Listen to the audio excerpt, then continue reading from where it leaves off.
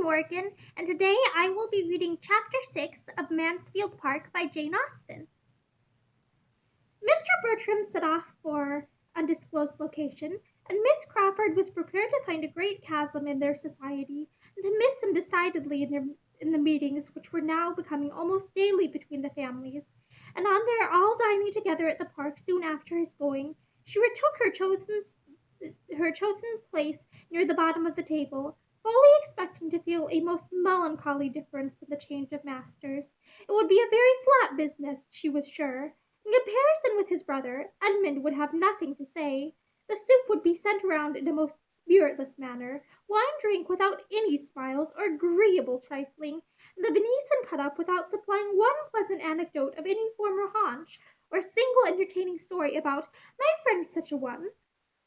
She must try to find amusement in what was passing at the upper end of the table, and in observing Mr. Rushworth, who was now making his appearance at Mansfield for the first time since the Crawfords' arrival.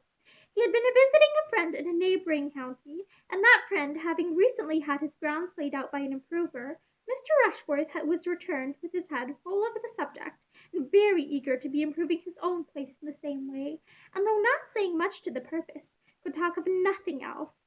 The subject had been already handled in the drawing-room. It was revived in the dining parlor. Miss Bertram's attention and opinion was evidently his chief aim, and though her deportment showed rather conscious superiority than any solicitude to oblige him, the mention of Sotherton Court and the ideas attached to it gave her a feeling of complacency which prevented her from being very ungracious. "I wish you could see Compton," said he. "It is the most complete thing. I never saw a place so altered in my life. I told Smith I did not know where I was. The approach now is one of the finest things in the country. You see the house in the most surprising manner. I declare, when I got back to Sotherton yesterday, it looked like a prison, quite a dismal old prison." "Oh, for shame!" cried Mrs. Norris. "A prison, indeed! Sotherton Court is the noblest old place in the world." "It wants improvement, ma'am, beyond anything. I never saw a place that wanted so much improvement in my life, and it is so forlorn that I do not know what can be done with it." "No wonder that Mr. Rushworth should think it so at present," said Mrs. Grant to Mrs. Norris, with a smile. "But depend upon it, Sotherton will have every improvement in time which his heart can desire." "I must try to do something with it," said Mr. Rushworth, "but I do not know what. I hope I shall have some good friend to help me." "Your best friend upon such an occasion," said Miss Bertram calmly, "would be Mr. Repton, I imagine." "That is what I was thinking of. As he has done so well by Smith, I think I had better have him at once. His terms are 5 guineas a day." Well, and if it were 10," cried Mrs. Norris, "I am sure you need not regard it. The expense need not be any impediment. If I were you, I should not think of the expense. I would have everything done in the best style, and made as nice as possible. Such a place as Sotherton Court deserves everything that taste and money can do. You have space to work upon there, and grounds that will well reward you. For my own part, if I had anything within the 50th part the size of Sotherton, I should be always planting and improving, for naturally I am excessively fond of it. It would be too ridiculous for me to attempt anything where I am now, with my little half-acre. It would be quite a burlesque. But if I had more room, I should take a prodigious delight in improving and planting. We did a vast deal in that way at the parsonage. We made it quite a different place from what it was when we first had it. You young ones do not remember much about it, perhaps, but if dear Sir Thomas were here, he could tell you what improvements we made, and a great deal more would have been done but for poor Mr. Norris's sad state of health. He could hardly ever get out, poor man, to enjoy anything, and that disheartened me from doing several things that Sir Thomas and I used to talk of. If it had not been for that, we should have carried on the garden wall, and made the plantation to shut out the churchyard, just as Dr. Grant has done. We were always doing something as it was. It was only the spring 12th month before Mr. Norris's death that we put in the apricot against the stable wall, which has now grown such a noble tree, and getting to such perfection, sir. A addressing herself then to Dr. Grant. The tree thrives well beyond a doubt, madam, replied Dr. Grant. The soil is good, and I never pass it without regretting that the fruit should be so little worth the trouble of gathering. Sir, it is a poor mark. We bought it as a sir, it is a moor park. We bought it as a moor park, and it cost us, that is, it was a present from Sir Thomas. But I saw the bill, and I know it cost 7 shillings, and was charged as a moor park. You were imposed upon, ma'am, replied Dr. Grant. Though these potatoes have as much the flavor of a moor park apricot as the fruit from that tree. It is an insipid fruit at the best, but a good apricot is eatable, which none from my garden are. The truth is, ma'am, said Mrs. Grant, pretending to whisper across the table to Mrs. Norris, that Dr. Grant hardly knows what the natural taste of our apricot is. He has scarcely ever indulged with one, for it is so valuable a fruit, with a little assistance, and ours is such a remarkably large, fair sort, that what with early tarts and preserves, my cook contrives to get them all. Mrs. Norris, who had begun to redden, was appeased, and for a little while other subjects took place of the improvements of Sotherton. Dr. Grant and Mrs. Norris were seldom good friends. Their acquaintance had begun in dilapidations, and their habits were totally dissimilar. After a short interruption, Mr. Rushworth began again. Smith's place is the admiration of all the country, and it was a mere nothing before Repton took it in hand. I think I shall have Repton. Mr. Rushworth, said Lady Bertram, if I were you, I would have a very pretty shrubbery. One likes to get out into a shrubbery in fine weather. Mr. Rushworth was eager to assure her ladyship of his acquiescence, and tried to make out something complimentary, but between his submission to her taste, and his having always intended the same himself, with the superadded objects of professing him attention to the comfort of ladies in general, and of insinuating that there was one only whom he was anxious to please, he grew puzzled, and Edmund was glad to put an end to his speech by a proposal of wine. Mr. Rushworth, however, though not usually a great talker, had still more to say on the subject next his heart. Smith has not much above 100 acres altogether in his grounds, which is little enough, and makes it more surprising that the place have been so improved. Now, at Sotherton, we have a good 700, without reckoning the water meadows, so I think, if so much could be done at Compton, we need not despair. There have been 2 or 3 fine old trees cut down that grew too near the house, and it opens the prospect amazingly, which makes me think that Repton, or anybody of that sort, would certainly have the avenue at Sotherton down, the avenue that leads from the west front to the top of the hill, you know, turning to Miss Bertram particularly as he spoke. But Miss Bertram thought it most becoming to reply, "The avenue? Oh, I do not recollect it. I really know very little of Sotherton." Fanny, who was sitting on the other side of Edmund, exactly opposite Miss Crawford, and who had been attentively listening, now looked at him, and said in a low voice, "Cut down an avenue? What a pity! Does not it make you think of Cowper? Ye fallen avenues, once more I mourn your fate unmerited." He smiled as he answered, "I am afraid the avenue stands a bad chance, Fanny." "I should like to see Sotherton before it is cut down, to see the place as it is now in its old state, but I do not suppose I shall." "Have you ever been there?" "No, you never can, and unluckily it is out of distance for a ride. I wish we could contrive it." "Oh, it does not signify. Whenever I do see it, you will tell me how it has been altered." "I collect," said Miss Crawford, "that Sotherton is an old place, and a place of some grandeur. In any particular style of building?" The house was built in Elizabeth's time, and is a large, regular, brick building, heavy but respectable looking, and has many good rooms. It is ill-placed. It stands in one of the lowest spots of the park, in that respect unfavorable for improvement. But the woods are fine, and there is a stream, which I dare say might be made a good deal of. Mr. Rushworth is quite right, I think, in meaning to give it a modern dress, and I have no doubt that it will be all done extremely well." Miss Crawford listened with submission, and said it to herself, "He is a well-bred man. He makes the best of it. I do not wish to influence Mr. Rushworth, he continued, but had I a place to new fashion, I should not put myself in the hands of an improver. I would rather have an inferior degree of beauty of my own choice, and acquired progressively. I would rather abide by my own blunders than by his. You would know what you were about, of course, but that would not suit me. I have no eye or ingenuity for such matters, but as they are before me, and had I a place of my own in the country, I should be most thankful to any Mr. Upton who would undertake it, and give me as much beauty as he could for my money, and I should never look at it till it was complete. It would be delightful to me to see the progress of it all, said Fanny.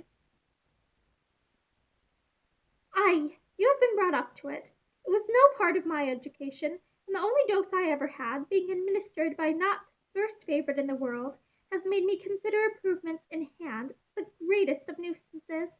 3 years ago, the Admiral, my honoured uncle, bought a cottage at Twickenham for us all to spend our summers in, and my aunt and I went down to it quite in raptures, but being excessively pretty, it was soon found necessary to be improved, and for 3 months we were all dirt and confusion, without a gravel walk to step on, or bench fit to use. I would have everything as complete as possible in the country, shrubberies and flower gardens and rustic seats innumerable, but it must be all done without my care. Henry is different. He loves to be doing. Edmund was sorry to hear Miss Crawford, whom he was much disposed to admire, speak so freely of her uncle. It did not suit his sense of propriety, and he was silenced till induced by further smiles and liveliness to put the matter by for the present. Mr. Bertram, said she, I have tidings of my harp at last. I am assured that it is safe at Northampton, and there it has probably been these 10 days, in spite of the solemn assurances we have so often received to the contrary. Edmund expressed his pleasure and surprise. The truth is that our inquiries were too direct. We sent a servant, we went ourselves. This will not do 70 miles from London, but this morning we heard of it in the right way. It was seen by some farmer, and he told the miller, and the miller told the butcher, and the butcher's son-in-law left word at the shop. I am very glad that you have heard of it, by whatever means, and hope there will be no further delay. I am to have it tomorrow, but how do you think it is to be conveyed? Not by a wagon or a cart. Oh, no, nothing of that kind could be hired in a village. I might as well have asked for porters and a hand-barrow. You would find it difficult, I dare say, just now, in the middle of a very late hay harvest, to hire a horse and cart. I was astonished to find what a piece of work was made of it. To want a horse and cart in the country seemed impossible, so I told my maid to speak for one directly. And as I cannot look out of my dressing closet without seeing one farmyard, nor walk into the shrubbery without passing another, I thought it would be only ask and have, and was rather grieved that I could not give the advantage to all.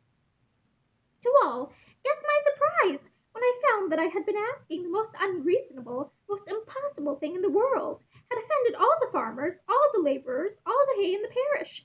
As for Dr. Grant's bailiff, I believe I had better keep out of his way, and my brother-in-law himself, who was all kindness in general, looked rather black upon me when he found what I had been at. You could not be expected to have thought on the subject before, but when you do think of it, you must see the importance of getting in the grass. The hire of a cart at any time might not be so easy as you suppose. Our farmers are not in the habit of letting them out, but in harvest it must be quite out of their power to spare a horse. I shall understand all your ways in time, but coming down with the true London maxim, that everything is to be got with money, I was a little embarrassed at first by the sturdy independence of your country customs. However, I am to have my harp fetched tomorrow. Henry, who is good nature itself, has offered to fetch it in his barouche. Will it not be honourably conveyed? Edmund spoke of the harp as his favourite instrument, and hoped to be soon allowed to hear her. Fanny had never heard the harp at all, and wished for it very much. I shall be most happy to play to you both, said Miss Crawford, at least as long as you can like to listen. Probably much longer, for I dearly love music myself, and with a natural taste equal, the player must always be best off, for she is gratified in more ways than one. Now, Mr. Bertram, if you write to your brother, I entreat you to tell him that my harp is come. He heard so much of my misery about it, and you may say, if you please, that I shall prepare my most plaintive airs against his return, and compassion to his feelings, as I know his horse will lose. If I write, I will say whatever you wish me, but I do not at present foresee any occasion for writing. No, I dare say, nor if he were to be gone a twelvemonth would you ever write to him, nor he to you, if it could be helped. The occasion would never be foreseen. What strange creatures brothers are! You would not write to each other but upon the most urgent necessity in the world, and when obliged to take up the pen to say that such a horse is ill, or such a relation dead, it is done in the fewest possible words. You have but one style among you. I know it perfectly. Henry, who is in every other respect exactly what a brother should be, who loves me, consults me, confides in me, and will talk to me by the hour together, has never yet returned the page in a letter, and very often it is nothing more than, Dear Mary, I am just arrived. Bath seems full, and everything as usual. Yours sincerely. That is the true manly style. That is a complete brother's letter. When they are at a distance from all their family, said Fanny, coloring for William's sake, they can write long letters. Miss Price has a brother at sea, said Edmund, whose excellence as a correspondent makes her think you too severe upon us. At sea, has she? In the king's service, of course. Fanny would rather have had Edmund tell the story, but his determined silence obliged her to relate her brother's situation. Her voice was animated in speaking of his profession and the foreign stations he had been on, but she could not mention the number of years that he had been absent without tears in her eyes. Miss Crawford civilly wished him an early promotion. Do you know anything of my cousin's captain? Said Edmund. Captain Marshall. You have a large acquaintance in the navy, I conclude. Among admirals large enough, but with an air of grandeur. We know very little of the inferior ranks.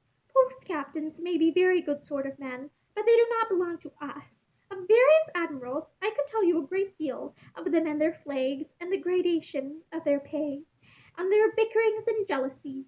But in general, I can assure you that they are all passed over, and all very ill used. Certainly, my home at my uncle's brought me acquainted with a circle of admirals. Of rears and vices I saw enough. Now, do not be suspecting me of a pun, I entreat. Edmund again felt grave, and only replied, It is a noble profession. Yes, the profession is well enough under two circumstances, if it make the fortune, and there be discretion in spending it. But in short, it is not a favorable profession of mine. It has never worn an amiable form to me.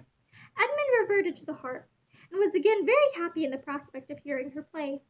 The subject of improving grounds, meanwhile, was still under consideration among the others, and Mrs. Grant could not help addressing her brother, though it was calling his attention from Miss Julia Bertram.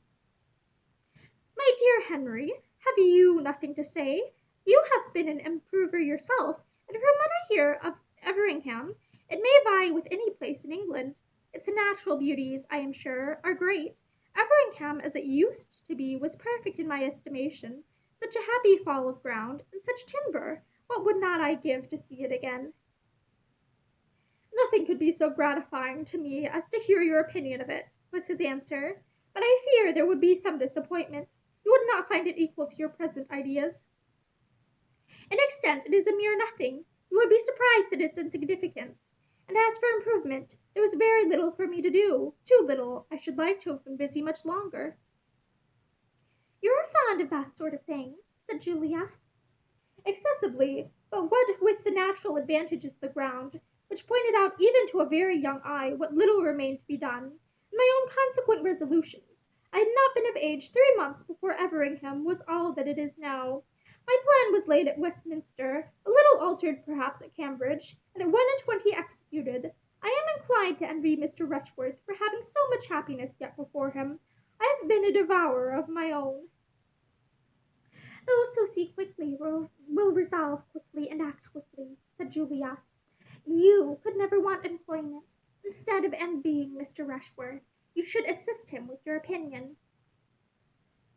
Mrs. Grant, hearing the latter part of this speech, and enforced it warmly, persuaded that no judgment could be equal to her brother's.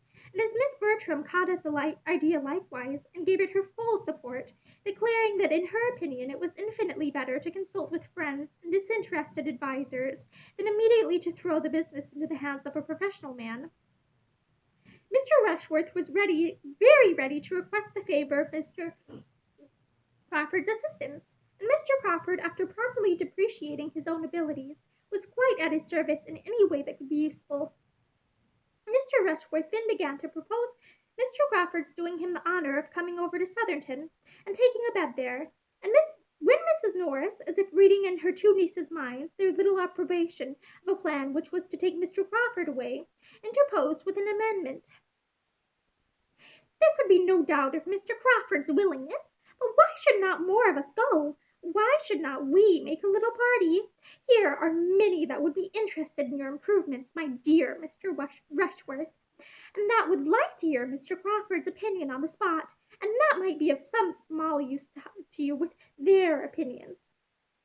And for my own part, I have been long wishing to wait upon your good mother again. Nothing but having no horses of my own could have made me so remiss. But now I could go and sit a few hours with Mrs. Rushworth while the rest of you walked about and settled things. And then we could all return to a late dinner here or dine at Sotherton, just as might be most agreeable to your mother, and have a pleasant drive home by moonlight. I dare say Mr. Crawford would take my two nieces and me in his barouche, and Edmund can go on horseback, you know, sister, and Fanny will stay at home with you. Lady Bertram made no objection, and everyone concerned in the going was forward in expressing their ready concurrence, except Edmund, who heard it all and said nothing. And that is end of chapter 6. Thank you. Have a good day.